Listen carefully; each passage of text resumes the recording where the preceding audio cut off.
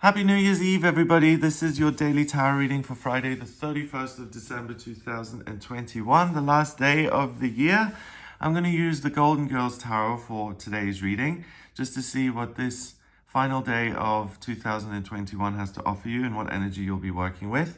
So let's have a look at what the cards want to say. I hope you've got some fun things planned and that you've started to think about 2022 a little bit and what you want to bring into your life. Let's have a look at what the tarot wants you to be aware of.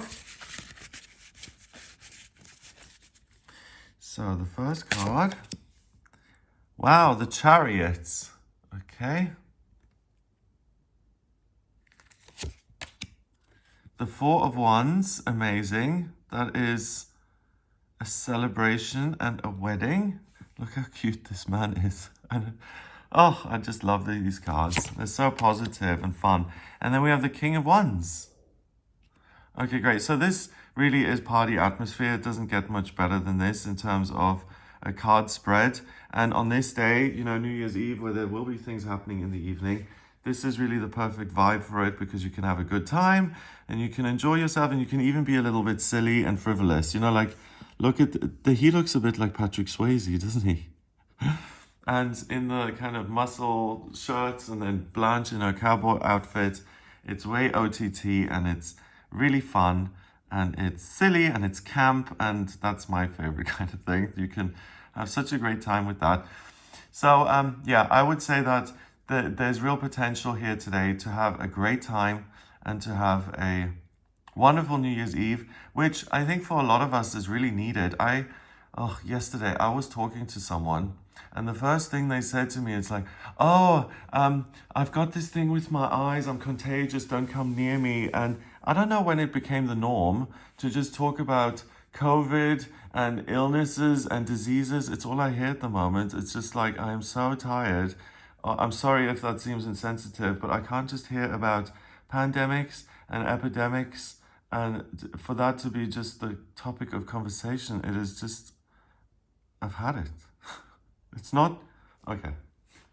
So here, you've got the option to focus on something else. And you can enter a little party mode where you're not thinking about reality and particularly negative reality, but you can have a little break from all of that and you can have a good time and just lighten the mood and enjoy.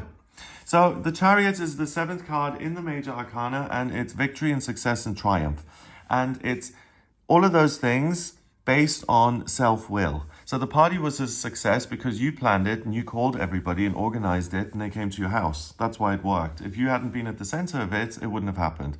And that's what the Chariot is. You decide to do something, you roll on with it, you kind of ride off on your chariot and you move into this thing that you're creating and you're under a canopy of stars. So you're so certain and so focused on doing whatever it is you're doing because you feel that it's right. It's the right time, it's the right place, and you just have this gut feeling that, hey, what I'm doing is 100% on point and I don't doubt that for a second.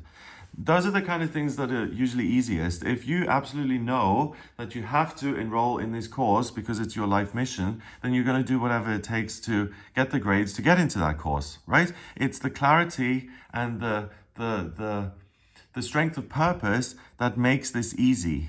So the Chariot is successful, one, because of everything going on up here, but then also down here, usually we've got two sphinxes, and they represent good and evil, black and white, and it's a symbol that you're going beyond good and evil, duality. You know, I always talk about planet duality, that if you get something that's amazing, you get the flip side too.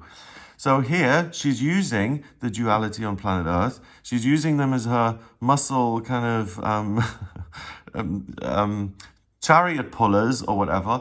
And she's going beyond the nature of each one of them. And she's kind of repurposing them to pull this unified chariot with two wheels on it, which transports the one thing. So you can bring together whatever is going on in your life and you can go above it and beyond it to create whatever it is you want. So this is kind of reminding me of the magician in a way because it's a different way of creating magic. The magician pulls info from spirit, from source, from up here, and then he channels it and creates whatever it is he wants, and it's new. And I've never noticed this before, but the chariot, she takes what already exists and she waves her magic wand and gives them a new purpose, or she redesigns it, or she alters the situation to make it work for her. So she's a magician with amazing self-interest. She's a magician who wants to go to a party and has to create her own ride. And that's what you can do. You can make it happen for yourself. And you should, because the Four of Wands, I always say, is the happiest card in the deck. It represents a wedding, a celebration, and because the Four Wands create a doorway, it signals a change in your energy or what you're experiencing, because you're moving into a new chapter that's much happier, and that is all about fun and celebration. So you can experience this on this day if you make it happen, if you do what you want. If you want to go to the costume party or you want to host one, then you can make that happen. And it's very, very likely that you'll have a grand old time if you just do what it is you want to be doing. That other people will be attracted to that and they will share in the fun and the joy. The Four of Wands is also a sense of everything is okay. I'm part of a community. I have enough money to feed myself and clothe myself on this day, and I don't need to worry about the future. I can live in the moment, and in this moment, everything is okay. It may not be tomorrow or the day after, but today I can switch off a bit and I can create a little gap of time for myself where I feel protected and safe and happy. All of the daunting things in life that could happen aren't really affecting me, and I can just kind of switch off and shift gears into fun mode, into just carefree, silly, letting your hair down and just enjoying yourself. Oh, that is such a relief to me, just to be able to enjoy the simple pleasures in life, like dancing around and looking at pretty flowers and having a good time and listening to music. King of Wands is in charge of the suit of wands, and I love him. He's adorable. I don't know who he was in the show. Was he her boyfriend or her? Probably, because it's the Four of Wands. I didn't know Sophia had a boyfriend. Okay, must have missed that. So the King of Wands is a man who is fun and capable and exciting, and he has his life together, and he is ambitious and he's successful, and he's manifested what he wants in life, and he's really the kind of person you want to learn from and be inspired by. He's like a mentor. So if you create this fiery energy, and if you do something that's fun for you, you will attract other fun seekers who will come into your life, and you may just find that you have something in common. Wouldn't it be great to meet your new wife or husband on New Year's Eve 2021? That would be such a nice, fabulous end to the year. So if you are willing to go out, or you can go out, in terms of the whole restrictions that we've had over the last 2 years, they're still in effect in some places. So please,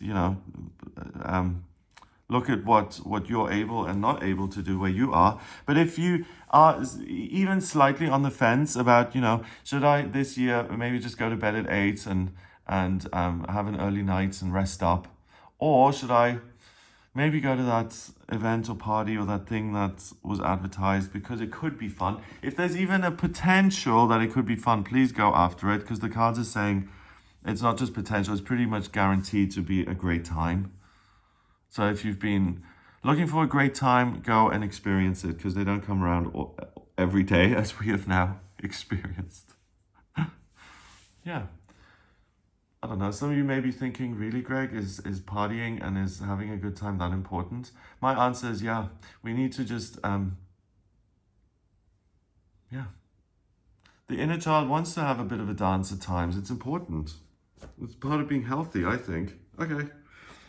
I have no better way of articulating the importance and significance of having a good time. I hope it's become clear through the other things that I've mentioned. Okay, so number-wise, we've got what have we got? We've got 7 and 4 is 11, and 1 is 12.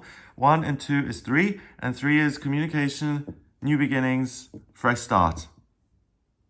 So 1, you can plan something fun and do something new, and you can have a new beginning in terms of a relationship. Oh, and this is interesting because I'm just being prompted now. Venus, the planet of love, beauty, and creativity, in astrology, that is in retrograde until the end of January. And I often say, don't pursue a new relationship during a Venus retrograde, because the person or the thing that you fall in love with may seem very different to what it actually is, and you may not see the discrepancy. So I just want to ask the cards about clarifying that, because love is in the air here. There is a potential to meet someone new. So how do we deal with this Venus retrograde thing? Page of Cups. You listen to your gut feeling. You get a respite on this day. Rose comes along, and if it feels right, and if you have a really good feeling about this new person that comes in, then on this day, during the Venus retrograde, you get a break, and you can sidestep it and avoid it by truly listening to your gut on this new person. It's not going to lead you in the wrong direction. And if your gut says, ding, ding, ding, ding, ding, this is the soulmate, then please believe that. But if your gut, and go for it. But if your gut feeling says, oh, he's wonderful and charming and beautiful, and I just want to, hug him. But something's off here. I feel that he's not being true to me about his job situation. And usually you'd write that off as, oh, maybe he was nervous or just dishonest or embarrassed because it's the first date and he didn't want to tell his whole life story. If you get that sort of doubt, he wasn't quite honest about it, then that is Rose saying, okay, Venus really is still in retrograde. Do listen to the red flags that pop up and pay attention to them, and only go for it if you've got the green light as far as your intuition is concerned. Okay, so that's then 3. Didn't I say it's 3? No, yes, 3. And 7, 11, 12, 3. And then another 1 is 4, and 4 is security and structure. So the thing you can rely on is your gut to guide you in the right direction. And this is a special day where you can break free of the negative influence of Venus in retrograde. So have a fabulous day and have a wonderful New Year's Eve. If you'd like a personal reading with me, please get in touch via my website. It's gregoryscott.com. On the front page, click on Book Your Reading to order your reading with me. If you like this video, then tell everyone about it. The people you're partying with on New Year's Eve. Say, hey, this morning I watched Gregory Scott's tarot reading. You should watch it too. Or just share it online. Or, tell people about it so that more people join us on this amazing channel. Give it a thumbs up if you like it, subscribe, and ultimately, have a great time on this day. And I'll speak to you tomorrow for the daily tarot reading. Check out some of the other videos I make, like the video on the new moon and the full moons, the weekly horoscopes, and some of the vlogs I do on personal stuff. So if you're interested in any of that, check out some of the other videos on my channel. Have a great day, and I'll speak to you tomorrow.